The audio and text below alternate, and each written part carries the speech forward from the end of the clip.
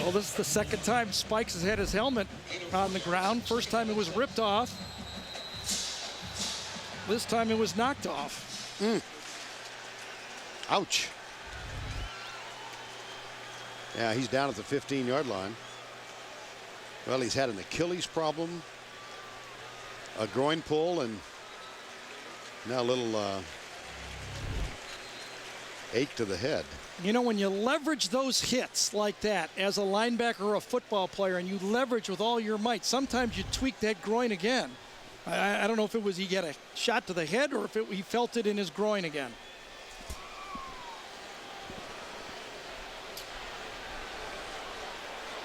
Told the story before about his meeting Tim Tebow at a recruiting visit to Alabama, and Brandon Spikes said, "I'm going where he's going."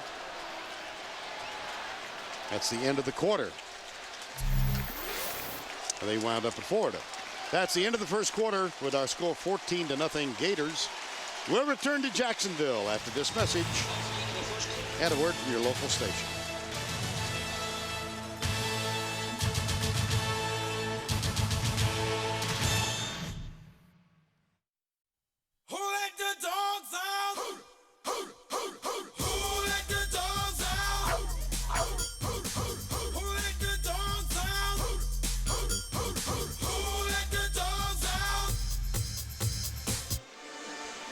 I think it's right up there with Imagine by John Lennon, don't you? One of the great songs ever written. Been there a while, huh? Yeah, it has. This is August the 7th. And it's 2nd down and 7. We began quarter number 2. Vern Lundquist, Gary Danielson, Tracy Wolfson. Georgia, Florida. I behind Joe Cox. Ely. Cut down. Well, we began talking this afternoon about the red zone inefficiency of Florida. They haven't needed to get into the red zone so far. That's true. They're hot. I mean, Florida has 10 first downs, no penalties. Right. I mean, they had one drop ball. And I think this drive by Georgia, moving the ball and moving the chains, I mean, that's their hope. Keep that Florida defense a little off balance and take some time off the clock. Rest that defense who's having trouble with that Florida offense right now. And so a 3rd down of some significance here as we start the 2nd quarter. Look at that. 4 touchdowns, 2 on the ground, 2 in the air.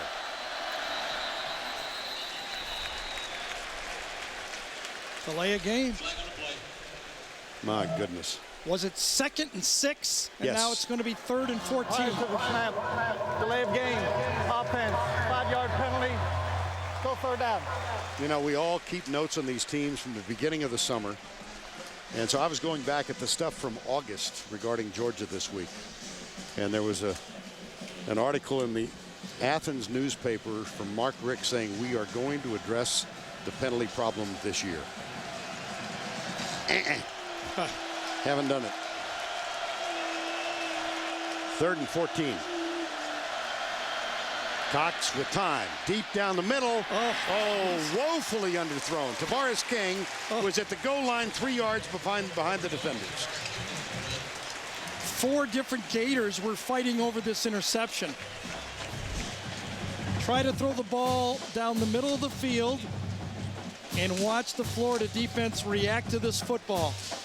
Ball's in the air, and look at that. 4 Gators had a better shot at that than A.J. Green did. Blair Walsh on. He's 11 of 12 for the year. High snap just from 49. It's got plenty of distance, and it is perfect. Well, successful drive. Yes. That's what they needed. But Cox missed a wide open Tavares King for the touchdown.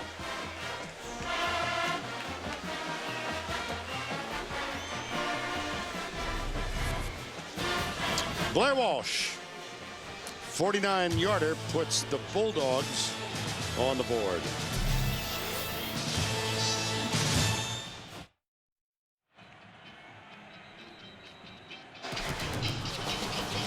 NFL on CBS tomorrow. League game Denver at Baltimore. Who'da thunk The Broncos undefeated at this time. Miami at the Jets, Cleveland, Chicago. Late games, Oakland at San Diego, and it all begins with JB and the gang. The NFL Today tomorrow, 12 noon Eastern Time on CBS.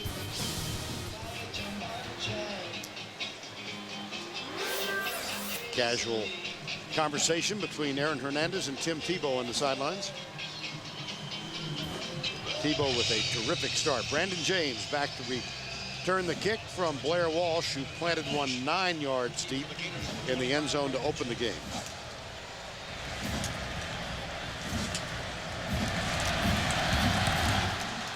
Low kick. And it rolls right by Brandon James through the end zone and will come out to the 20-yard line. Well, it's time now for our weekly visit from... And the Duck asked this week, Georgia's only victory against a #1 team was against whom? They're 1-2 all time versus teams ranked #1. Vern, remember what Alabama did versus Tennessee to stop the misdirection bootleg game? They came with Arenas from the field, blitzed off the edge. Arenas had 13 tackles against Tennessee. I think that's what Willie Martinez needs to do now, is start bringing some edge pressure to force that ball back inside to his defensive tackles and Rennie Curran inside. See what they've got in mind here. 4 down. They don't show a blitz look. And they are not coming. Here's Tebow going left, in trouble for one of the few times in the first half. Let's go to Tim Brando for this Heisman Watch, presented by Nissan. Vern, like it or not, this guy's got to be a Heisman candidate. Case Keenum with one of his 5 touchdown passes. This one with 21 ticks left, 28 yards to Patrick Edwards, 559 yards, 5 TD passes. Wow. And games involving other Heisman hopefuls tonight. Jimmy Clausen leads Notre Dame into San Antonio for Washington State. And Colt McCoy and the Horns are set to take on Oklahoma State in Stillwater. Back to you. All right, Tim, I think Case Keenum's in the top 5 right now. Absolutely. There's the second drop of the game. No sun on this one. Aaron Hernandez. Well, Gary's been a proponent all along of not casting a Heisman vote until mid-December. Hold your water on this one, right? Let's see what happens at the end of the year when it really gets to be money time. C.J. Spiller has come from nowhere, hasn't he? Yes, indeed. 3rd and 11. This is where Florida's been giving up sacks. 3rd and long. Remember Arkansas. 3-man rush. Not much pressure. Here's Tebow, safety valve to Demps, one-on-one, and it'll be 4th down. Prince Miller with the tackle. Nick Williams also there, and for only the 19th time this year. Think about that. 7 games in, Chaz Henry's going to come on and punt for the 19th time. Well, would be even a better record if they weren't turning the ball over inside the 20-yard line. Well, that's a good point. It is a great, but it's still a great stat. I like my stat. It's a great stat, but I'll give it to Willie Martinez on that last 3rd and long. They played great coverage, zone coverage, and forced it inside. See if you like this one. They've not given up a yard on punt returns this year. That's a good one. Not one, and they still haven't. They're 2nd in the country in punt return yards allowed. There have been only 2 returns against Chaz Henry's punts this year. #1, Florida Atlantic with -8.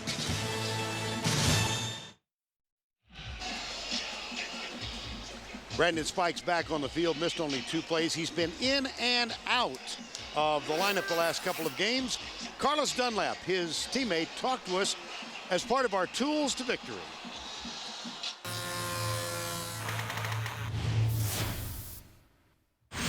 Spikes brings a whole nother aspect to the game. I mean, you know what type of player he is. He's a great player. When he's on the field, you know he's going to make his plays, and you always can depend on him.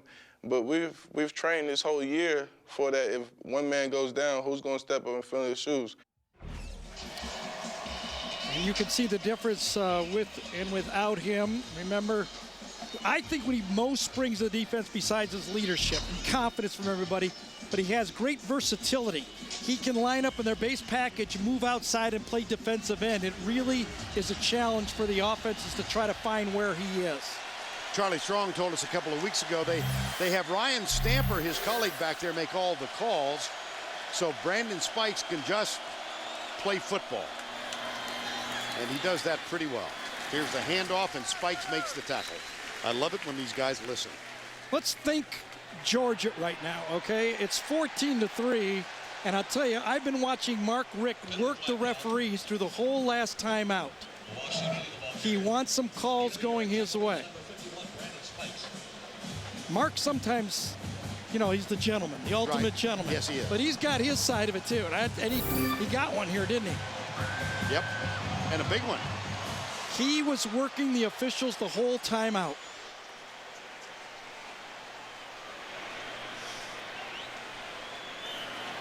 Well, Rick,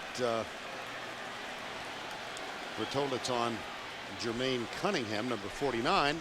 It's no different. All sports are the same. You know, Right. basketball, baseball, that's just what you do. You look at the scoreboard. Jermaine Cunningham is the guy who got the call. That's an easy one. Yep. Mark didn't even have to work for that one. First and 10 after the 15-yarder. It's Wayshawn Ely. Play fake Joe Cox. Again, he's got a lot of time and a man open. At the 35-yard line, it is A.J. Green. And look at him fight for additional yardage. This is a pass route crossing 101 play action.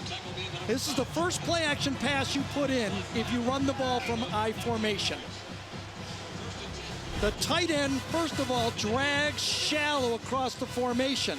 The other receiver goes deep, and then you drag your big receiver into the middle. That is as nice as you can get it. Nice protection. Georgia is running the ball enough for the play-action game to work. Contact? Yes. Now, was he induced into the neutral zone? That's... Well, Ben Jones thought so, and he snapped the ball.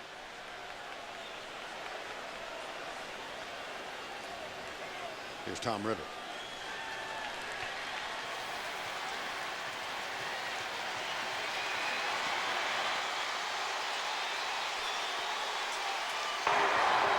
Offside. Defense. 5-yard penalty.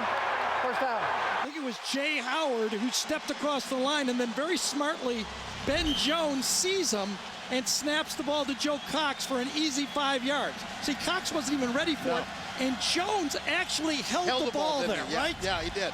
Because he knew Cox didn't have it. Very heads-up play by Ben Jones. Sure was. Number 61, the sophomore from Centerville, Alabama. First down and 5.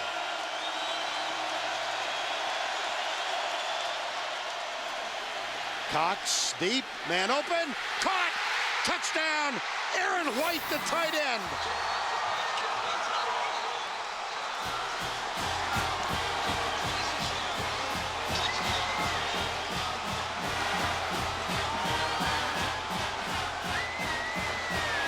Double coverage on A.J. Green opens it up for a linebacker, A.J. Jones, to have to run. Watch the two safeties split. See the two safeties split out? You got a linebacker on a tight end and Joe Cox. We've seen one perfect throw by Tebow and a perfect throw by Joe Cox. Only the 7th catch of the year for Aaron White. It is his 2nd touchdown catch. And as you look at the touchdown catch, CBS Sports coverage of the Home Depot SEC will continue after this message and a word from your local station. He dives, stretches out, touchdown. And look at the entire Georgia offense coming off. That's the whole team. I can't believe it. That was 2 years ago. Remember, at least this time, a moment ago, they stayed at the 50. This was after Georgia scored. Vern, remember Joe Cox told us on the phone. We asked him, does Florida respect you? He paused for 5 seconds and he said, I don't know. I'm assuming here that they did not involve the crowd. No, as that was a team, that was right? legal. That's so legal. that's legit. Boy, they stopped that, and we're Yeah, gonna have well, I know. we're gonna have to go do golf. I'm just being the curmudgeon here. We switched sides. We switched sides. Great players distort defenses, and I'll show you how that happened. Blair Walsh will kick off. It's 14-10 with 10:40 to go before halftime. Last two possessions have been huge for Georgia. Taken by Brandon James, and whoa. Take another look at the touchdown toss. Joe Cox to his tight end, Aaron White. Now it's time for the Jack Link's Beef Jerky Action Cam. Here's A.J. Green. Watch the safety, Major White, get outside of the numbers to cover up for A.J. Green. That opens that hash up for the tight end. Look at that safety. Outside the numbers, that produces the touchdown. You as a quarterback, you know you got that safety running for your star receiver and you got a linebacker matched up, you throw that ball with confidence. And another flag on the kickoff return, personal foul. Michael Gilliard picked up 15. My goodness. Emmanuel Moody is the running back. Tebow keeps it, gets to the 38. Let's take a look from the end zone, Gary, at the personal foul called on Gilliard. 55. Comes out and throws him down on the white. Yep. A little too aggressive. Now, just want to point out, remembering back 2 years ago, after that celebration by Georgia, a lot of people don't remember, but Florida went right down the field and scored a touchdown after that celebration. It's 14-10 with 10 to go. First half.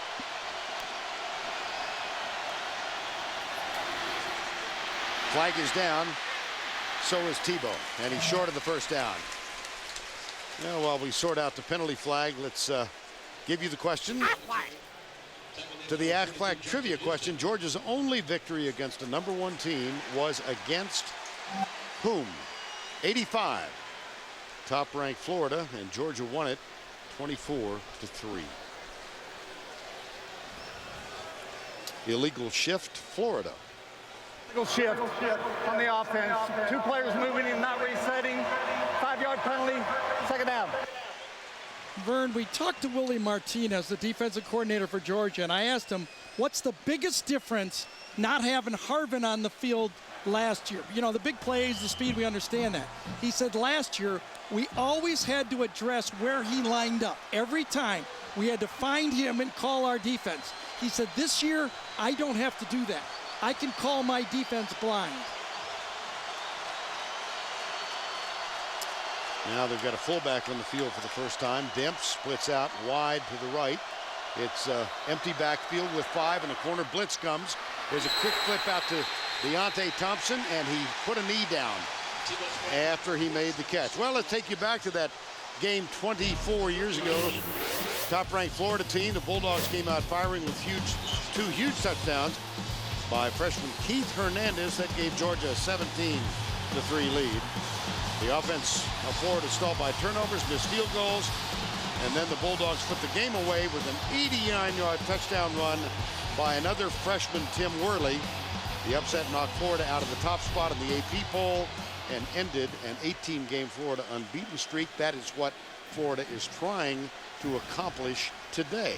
Vern, Tom Ritter, our head referee, met with both captains, Tebow and the captain of the Georgia defense, and said, guys, it's too chippy out there. Let's settle it down and play football. I think it's a good move by Ritter. Marcus Doughton, Tebow, 3rd and 16.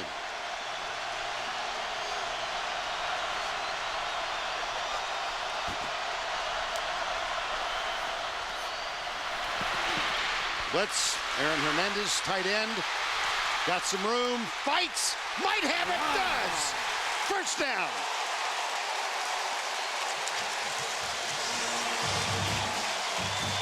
Well, I'll tell you, Steve Adazio has taken some heat, but this was a tremendous call. Tight end, kind of tight end jailbreak screen with one of the best athletes in college football, Aaron Hernandez. Aaron Hernandez out of Bristol, Connecticut. Recruited when his high school coach sent a highlight film down to the University of Florida. Turned down UConn, where an older brother played. First down. Geno Atkins might have moved on this one. Number 56.